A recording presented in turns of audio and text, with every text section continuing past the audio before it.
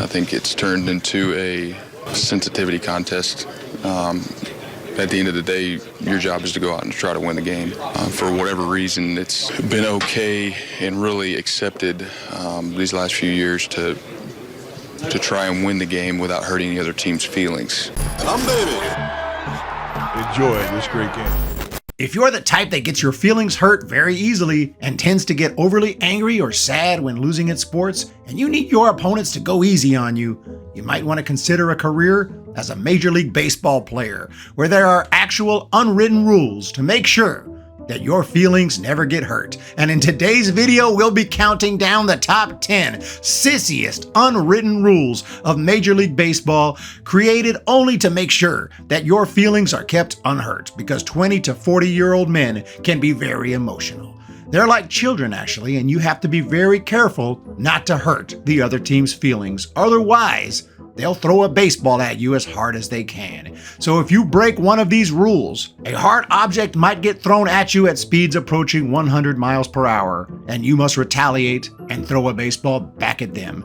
And then everybody runs on the field and fights each other. So without further ado, let's go ahead and jump right in to some of the most ridiculous and sissy unwritten rules in Major League Baseball. But the first one is more ironic than anything else. Number 10, no crying in baseball. I had to start with an ironic and hypocritical one. There's no crying in baseball. Well, maybe literally, you can't actually shed tears, but you can definitely cry, and players do it all the time. In fact, that's what this whole video is about. They cry over the other team scoring too many runs, cry over hitters admiring a home run or flipping their bat, cry over bunts in multiple situations. Imagine getting mad because your opponent bunts. Anyway, let's continue the list. Number 9, don't rub the area where you were hit by a pitch. Okay, here's another one that makes the list because of the pure hypocrisy. Let me get this straight. If you get hit by a 99-mile-per-hour fastball and touch or rub the area to get a little relief from the pain, you're a sissy and seen as weak. But if you score 6 or 7 runs and then keep trying to score more by stealing or bunting to extend the lead, you're a big meanie and it hurts our feelings. I'll tell you this, if I get hit by a pitch and I want to rub it a little, I'm rubbing it. That's a lot less weak than getting mad over my opponent trying too hard because I have no confidence and feel like the game's already over. Number 8, no stepping on the pitcher's mound. I can kind of understand this one and how it would be annoying for pitchers to have all the players just running all over the mound in between innings. So this comes in as one of the least sissiest unwritten rules. Still, if a player does cut across the mound while jogging to and from the dugout, a pitcher might completely lose their mind and overreact to another human having the nerve to step foot on their mound. Here's Dallas Braden after Alex Rodriguez took a shortcut back to the dugout and crossed over a portion of the mound while jogging back. Number 7, don't admire a home run. I'm putting this one at number 7 because there can be times a player can go a little too far. I do think that just standing there and watching it without even moving is a bit much. Like, you can run now. But in general, if a player wants to enjoy the moment, celebrate a little, even pimp the homer a little, so what? The score is the score regardless, and celebrating doesn't change that. Pitchers are allowed to celebrate, pump their fists, scream in happiness after a big strikeout, so why can't a hitter do the same after a big home run? Because it's an unwritten rule. So you better get moving or the pitcher might have something to say. And in the case of the legendary Madison Bumgarner, you best get moving as soon as you hit that ball, because the unwritten rules are even more strict. In fact, with Mad Bum, you better not even swing too hard or he might get upset. Wants that one back. Well, Bumgarner doesn't like the big swing, and Contreras. Number 6. No swinging 3-0 with a big lead? Wait, what? Yes, if your team is leading big in Major League Baseball and you have a 3-0 count, even if you don't get a take sign, you're supposed to know to take the pitch, because if you hit a home run, you might hurt some feelings, and your own manager might even call you out, which happened to Yermin Mercedes when he homered on a 3-0 pitch while his team had a comfortable lead. Tony La Russa was so upset, he said that if it were up to him, he'd send up 3 relief pitchers to just make easy outs for the other team. You know, if you could do it differently, I'd send, and we didn't have to play position, I'd send 3 pitchers up there. You know, just to stand there and tap the ball someplace. When you get, and we've been on the side of that, by the way, in Boston, we've all been on the other side of, that unhappy. No, I don't think so. Every hitter should do their best every at-bat, regardless of the count or who's pitching. Number 5, don't steal a base when leading by too many runs.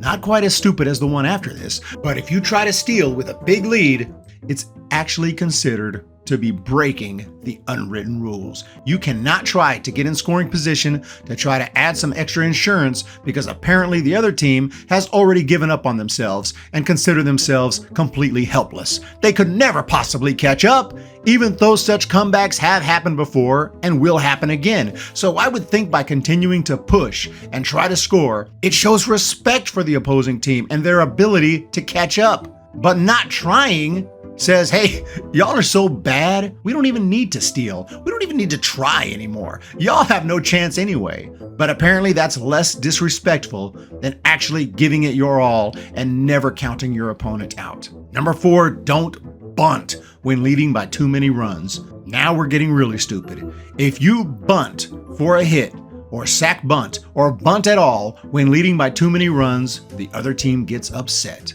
They're scared of a bunt. Okay, we'll just swing away and hit more home runs. Number 3, don't swing at the first pitch if the last 2 hitters hit home runs. Yes, I've heard of this. Why? I guess because you might actually hit a 3rd home run. And what's the problem? If you can't avoid allowing a home run to 3 straight batters, you might think of a career change. Because here's the deal, every hitter in the lineup has a contract, it's going to end, they have a career they want to continue, and a baseball card full of stats on the back, and their team is usually in a playoff hunt, at least for a portion of the season. So they're trying to win as many games as possible. Every hitter has to take the approach that helps their team and themselves the most, end of story. And if 2 hitters just went deep, I'm going up there looking for something to hit, and if it comes on the first pitch, so be it. I'm swinging. Number 2, you offend us, we throw a baseball at you. I know this one will be an unpopular opinion, but just imagine if this happened in another sport. In the NBA, if you get upset at a player from the other team, you just throw the basketball at them as hard as you can. It's part of the game. Imagine in golf, Tiger Woods feels disrespected because Phil Mickelson showed a little too much flair during a swing. So he throws the golf ball at him as hard as he can, giving him a nice bruise.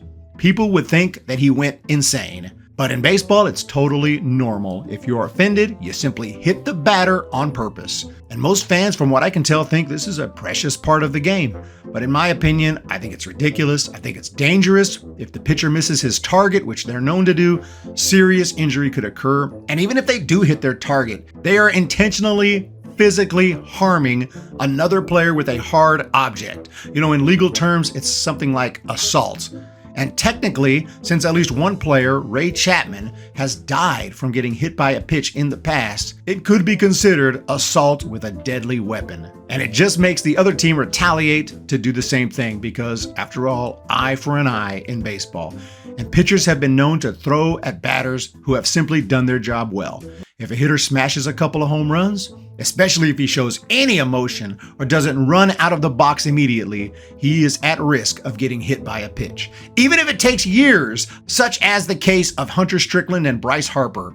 In that case, a huge brawl ensued when Strickland hit Harper more than 2 years after Harper hit a couple playoff bombs against him back in 2014. And the Giants ended up winning the series. Strickland still hit Harper, and the Giants' Michael Morse ended up with a career-ending concussion in the dust-up. Then earlier this season, Ian Happ of the Cubs accidentally hit Cardinals catcher Wilson Contreras with his backswing, a clear accident, and he immediately apologized. They even hugged it out as former teammates. But that didn't stop Cardinals pitcher Miles Mikolas from intentionally beaning him and then getting pissed when he got tossed. Of course you got tossed. You obviously just intentionally hit the guy. So you not only give the opposing team a free base runner, but you also risk ejection. You invite one of your own players to get hit by a pitch, which leads to brawls, serious injuries. But hey, it's just part of the game. Number 1, don't bunt to break up a no-hitter.